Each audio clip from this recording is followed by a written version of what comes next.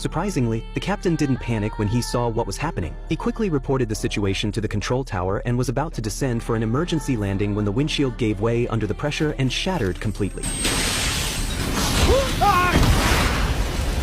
Air traffic control immediately sensed something was wrong as shattered glass from the windshield struck the engine. The co-pilot and head flight attendant also noticed something was off and rushed to the cockpit door, trying to make contact. But inside the cockpit, both pilots were fighting for their lives. The captain desperately tried to pull the first officer back inside the aircraft, but the wind force was overwhelming. He had to think of another plan. The turbulence was so severe that passengers in the cabin were panicking. Then the captain made a sudden maneuver that caused the cabin to lose pressure instantly. Oxygen masks dropped down, and passengers quickly put them on. Meanwhile, air traffic control kept calling repeatedly as the plane was about to enter military airspace. But the captain, determined to save his first officer, made a bold decision. First, he descended at a rate of 2,943 meters per minute, then pulled up sharply, successfully pulling Su Yichen back inside. The co-pilot was also making his way to the cockpit, but the wind force was so strong he could only inch forward with passengers helping push him along. Finally, the head flight attendant grabbed him and shoved him into the cockpit. Once they shut the door, cabin pressure finally returned to normal. The captain signaled him to transmit the emergency code. To ensure the plane could make an emergency landing, ground control delayed all planes that hadn't taken off and diverted all airborne aircraft to clear the way for the damaged plane. They also cleared 2 runways. On the ground,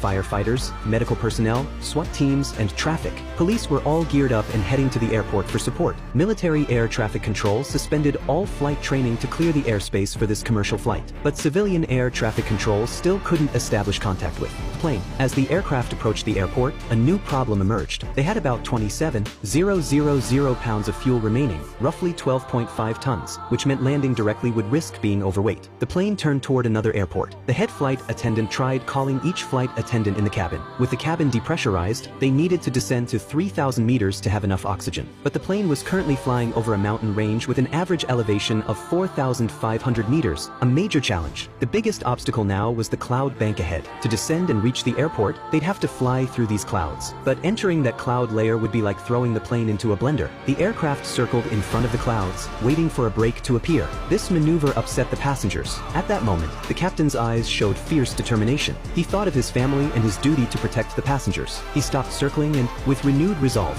flew straight into the clouds. The violent turbulence shook the plane severely. Luggage flew out of the overhead bins. The freezing temperatures inside the clouds turned rain into hail that pelted the fuselage. The captain fought to maintain control. The plane disappeared from radar, and air traffic controllers anxiously kept calling. But the captain's willpower was unwavering. He carried not just his own life on his shoulders, but the lives of 119 passengers and the entire crew. Finally, the radar signal reappeared.